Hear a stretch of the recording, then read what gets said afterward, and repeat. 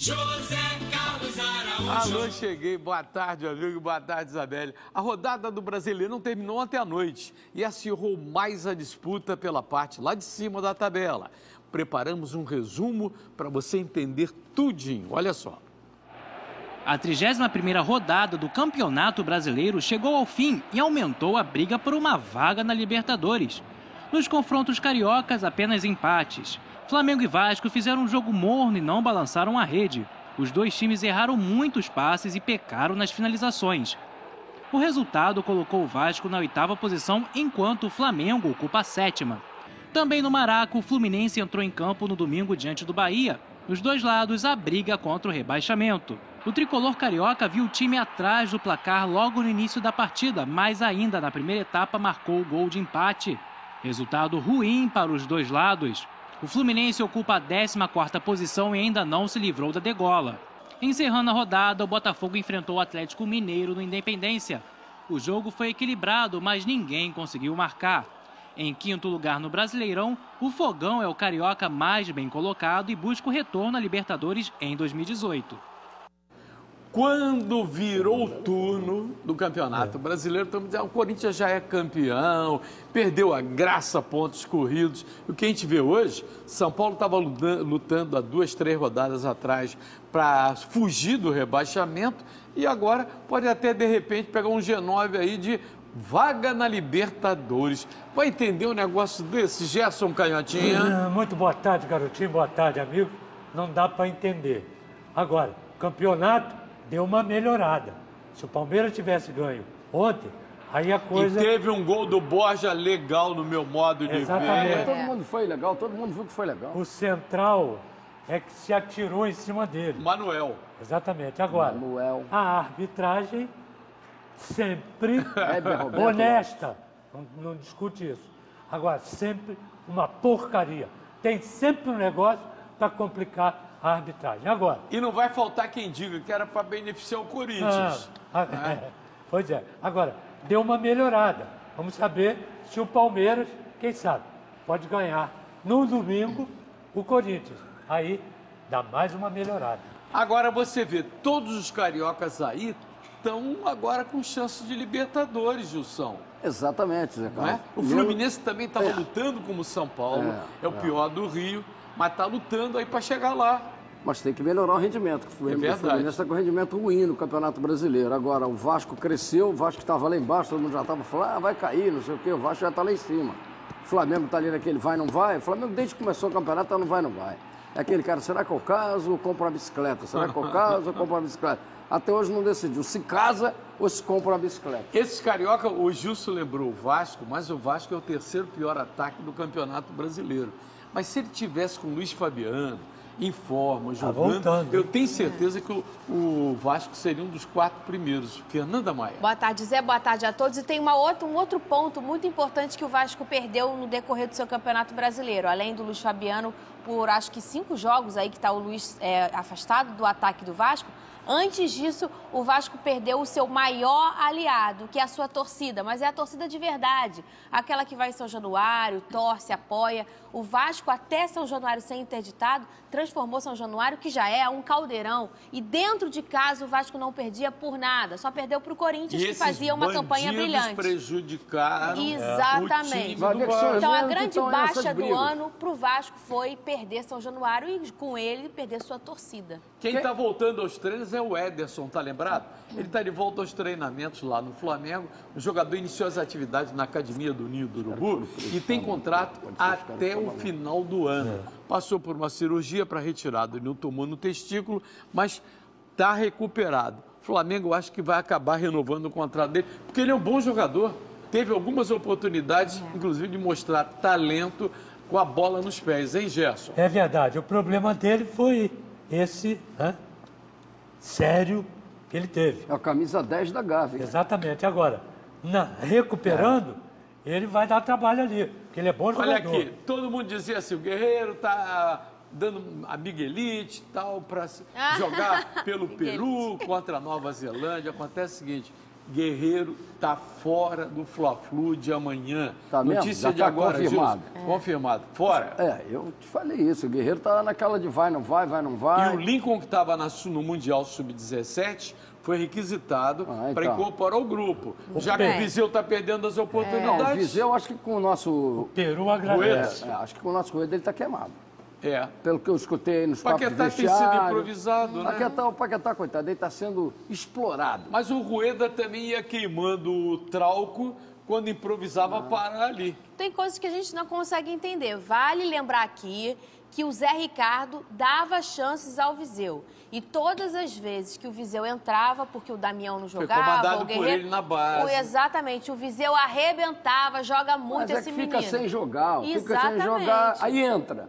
O cara tá sem Pois jogar, é. entra. Aí o cara entra tanto sem ritmo. Agora, ontem, pelo que a gente viu do Guerreiro, correndo no campo e tudo mais, quem viu dizia assim, o Guerreiro tem grande chance de jogar o Fla-Flu. E a notícia de agora é que ele está fora, Gerson. Ele está se poupando. Tá? Você acha? Poupando. Tá. Acho. Ele acha que ainda não está legal. Pode pra agravar se voltar a Para se jogar, exatamente. Aí. E ele tem uma responsabilidade também. Lá no Peru. Porque sem ele, Ele é ídolo lá. a seleção é uma. Sem, E é com graças ele- a ele que a seleção peruana exato. está na repescagem. Graças a ele e o goleirinho, né, Zé Carlos? e Ele com o colaborou, né? Flamengo- E no Flamengo, ainda Isla. né, tem gente para compor. Lá no Peru não tem. Então, uma coisa está ajudando a outra. Olha Graças aqui, ao o Isla que Moza, ajudou. que tem um cargo de diretivo na comissão técnica do Flamengo, deu uma entrevista ontem defendendo o Márcio Araújo, defendendo o Gabriel, que sofre uma campanha muito grande, principalmente nas redes sociais, né, Gilson? E, no entanto, ele hoje está sendo detonado nas redes sociais, Gilson. O Moza. Mas, Zé Carlos, não adianta. O Moza que foi um ídolo do Flamengo, né? O zagueirão de seleção brasileira e tudo. A galera, alguma vez você viu a galera esculhambar o Moza? Não. Porque ele jogava pra cacete. Você vê a galera esculhambar o Juan? Não. Então, preciso falar mais alguma coisa? Mas se ele for treinador, aí muda tudo. É, não muda Fernanda? tudo. E por isso que ele está sendo agora, pela primeira vez, o pessoal das redes sociais não estão gostando. E, na verdade, que a gente vive uma época um pouco chata, né? Esse mundo de rede social, o pessoal acha que pode falar tudo, que Isso pode dizer agora o que é normal. quer. Aí e xinga dali, xinga daqui. As pessoas precisam ter um pouco mais de limite. Você não sai xingando os outros na rua, sai? Não sai. Então, você também não pode fazer isso nas redes sociais. Márcio Araújo- Cada um tem a sua opinião. Se o Mozart acha que o Gabriel e o Márcio Araújo jogam bem, vamos respeitar. Se você não acha, é uma opinião sua. Cada um tem a Agora, sua opinião. Pô. Exatamente. Não, houve uma época, no campeonato brasileiro mesmo, o Márcio Araújo era o jogador de maior Mas regularidade. o Márcio Araújo, Isso é bom aí. a gente lembrar, vocês esquecem. O Márcio Araújo, quando ele estava no Palmeiras, a torcida botou ele para fora. É verdade. A torcida expulsou ele do Palmeiras. Mas no Flamengo teve uma fase boa. Teve uma fase boa, brigou ali no meio do campo.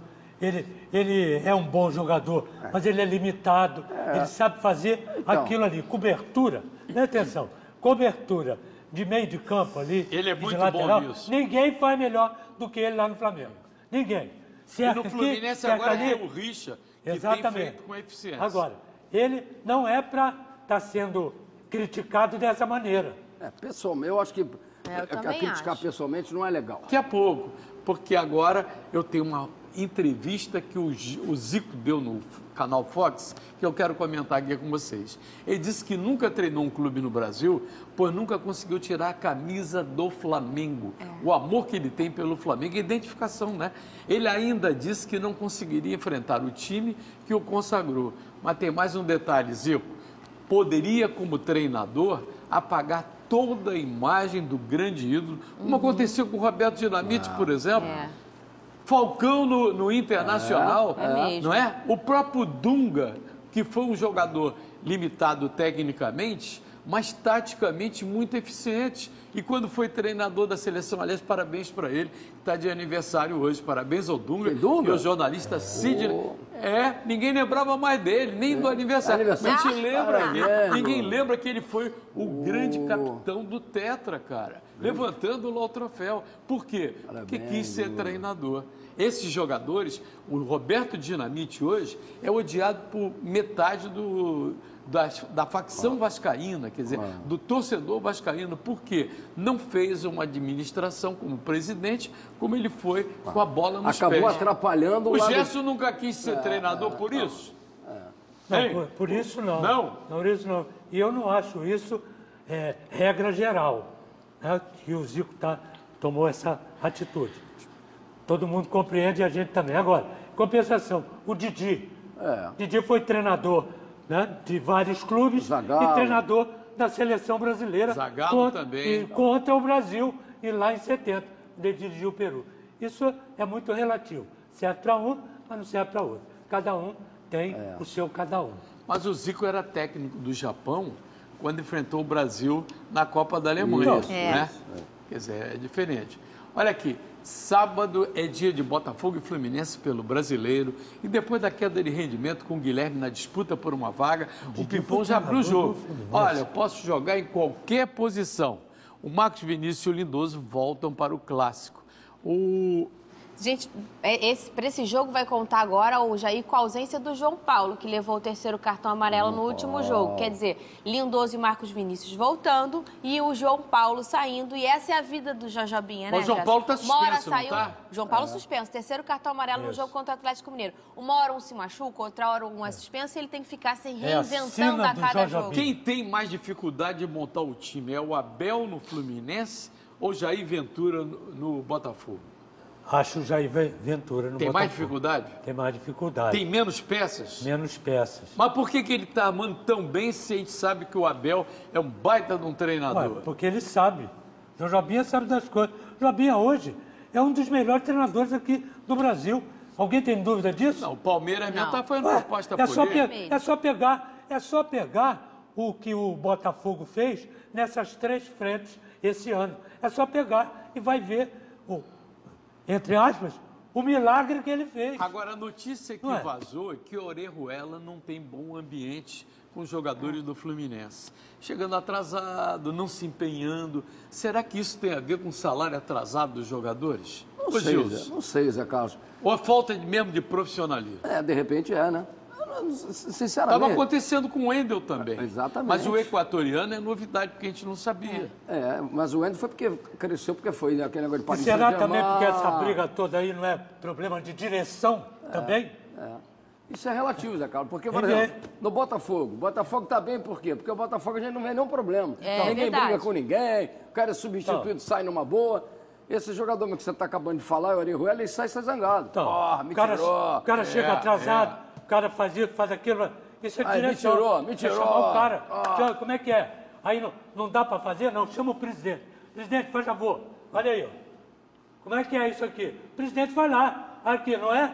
Caneta, pode ir embora, você pode ir embora. Olha aqui, a liderança que o Abel tem fez mudar a postura do Wendel. Isso. Do Wendel, O problema do Wendel é que ele chegou alguns treinos atrasado, o Abel falou, vem cá, chegou atrasado? Isso. Então vai ficar encostadinho, vai jogar outro em seu lugar. Briga. Chegou na coletiva, falou o que aconteceu, porque ele é sincero, chegou, chamou o menino para conversar e resolveu o problema. Tem briga com a Orejuela no vestiário, Isso. Chama lá.